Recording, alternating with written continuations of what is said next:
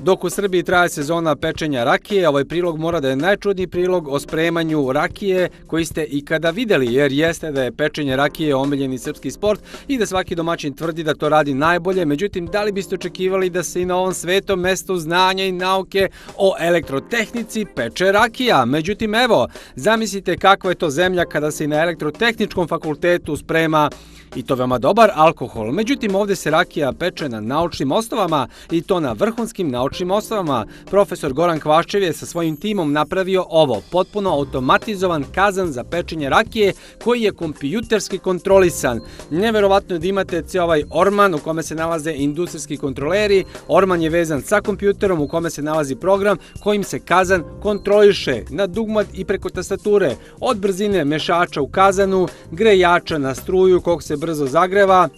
Inače, grejač je potopljen u ulju, a ulje je oko bakarnog kazana, pa sve do nekoliko merača protoka u ovom kazanu, raznih senzora za temperaturu i sličnog, sve radi po napred zadatim parametrima. Znači, znate onu pesmu Peče čiča rakiju, pa kada krene atmosfera, pa zabava, pa se malo i zapiju zvanice, pa se zaboravi mešač, pa zagori kljuk i slično. Ta mračna vremena su prošla. Elektrokazan preuzima stvar u svoje ruke.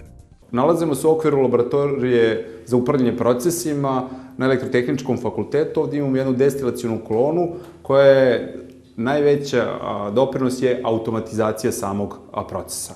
Inovacije i automatizacija. Napravili smo jedan potpuno automatizovan proces za destilaciju na koji možemo vidjeti ovdje, koji obuhvata praktično sve etape pri destilaciji. Na taj način možemo da garantujemo postizanje maksimalnog kvaliteta i olakšan rad samog operatera koji može samo da nadgleda ili eventualno da vrši određene korekture u smislu različitih receptura u zavisnosti od toga kakav kljuk ima i koji efekat želi da postigne i na taj način da dobijemo jedan vrlo efikasan i kvalitetan proces. Dakle, grejač greje kljuk. Iz kljuka se podižu isparenja alkohola, metanola, aroma, raznih voskova i vode. Na to se nastavlja kolona sa ventilima. Svaki ventil ima svoj merač temperature. Dakle, tačno znate na koliko isparava neka frakcija koju izdvajate. Što je frakcija niže, to isparava na većoj temperaturi, jer kako se penje ka gore, ona se hladi. I te frakcije koje isparavaju na temperaturama iznad 80, koje čine aromu, se posebno odvajaju, isključuju ili uključuju. Etanol, poželjan alkohol, isparava na 70 stepeni Celzijusa i metanol, otrovan alkohol, na 46 stepeni Celzijusa, on je praktično najisparljiviji.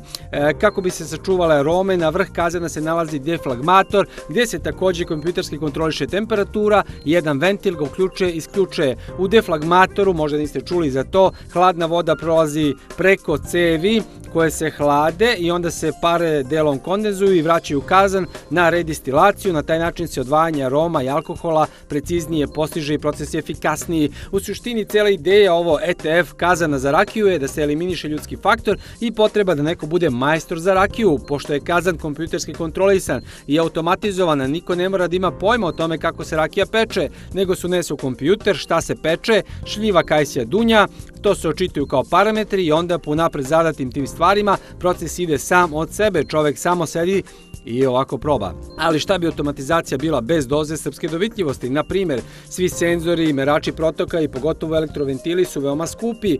Ovo je samo jedan od detalja što se tiče merenja ovde. Inače, u svetu postoji senzor za alkohol, etanol, hemijski senzor, međutim on košta par hiljada evra. Šta su se naši momci dosetili? Uzeli su stari dobri merač, gradomer na osnovu gustine, alkohola naspram vode i zatim su uzeli mnogo jeftiniji senzor koji meri daljinu na 2 decimale. Sadržaj alkohola mere tako što mere koliko se zapravo pomerio, odnosno podigao gradometar, alkohometar na gore ili na dole i na taj način to čitavaju. Imaju tačno u svakom momentu koliko zapravo izlazi jaka rakija.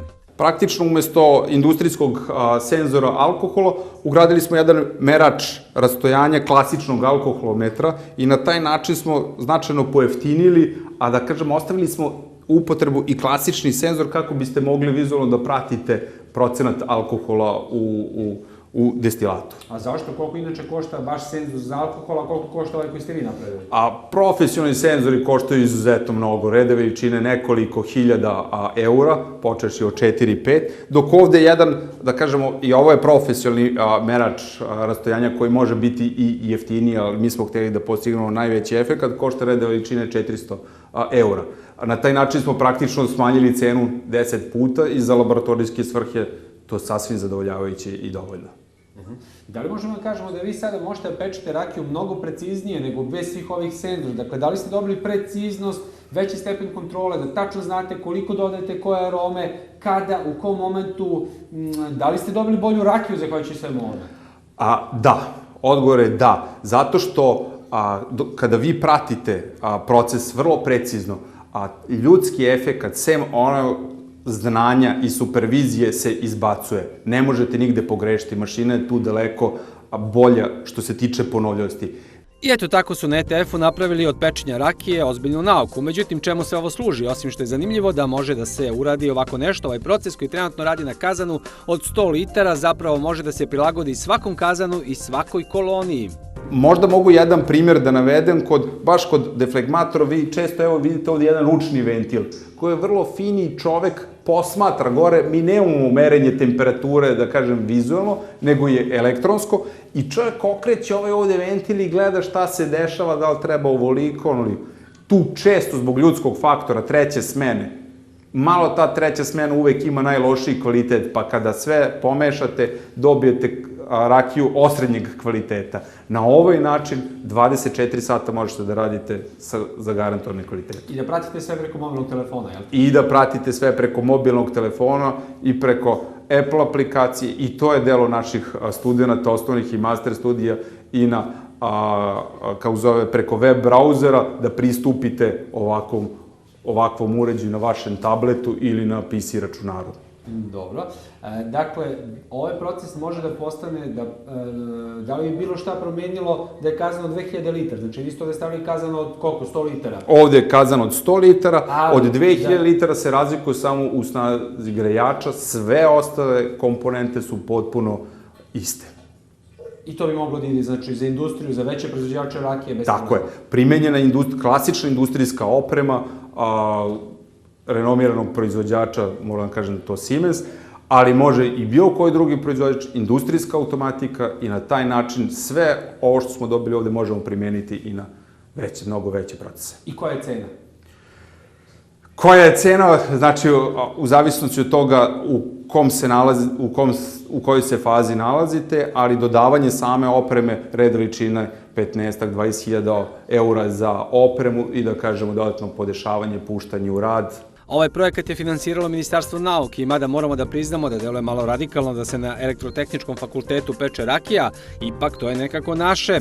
A i ovo je deo obrazovnog procesa mladih inženjera koji se ovako uče automatizaciji. Mogli su doduše ovde i da naprave mlekaru ili neku automatizovanu pušnicu za meso, ali to bi imalo manje šarma.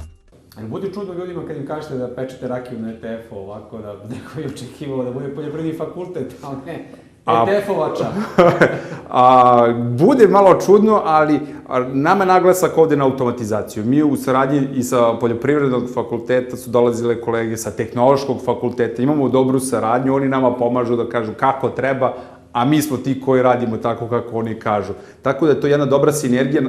Na istom smo univerzitetu, pa moramo zajedno da se pomažemo i zajedno da radimo, da doprinosimo, da ovoj zemlji damo nešto bolje, da pomognemo domaćim proizvođačima kako bi mogli da naprave bolji kvalitet, kako bi mogli da napravimo prodor u Evropskoj uniji i u svetu, jer poznati smo po dobroj rakiji, sad samo treba da garantujemo kvalitet. Dakle, bit će dobro ako se na ETF-u nastavi sa ovakvim istraživanjima. Ne mora to nužno da bude samo rakija, bilo kakav proces može da se unapredi na ovaj način, bitno je da ima volje i znanja.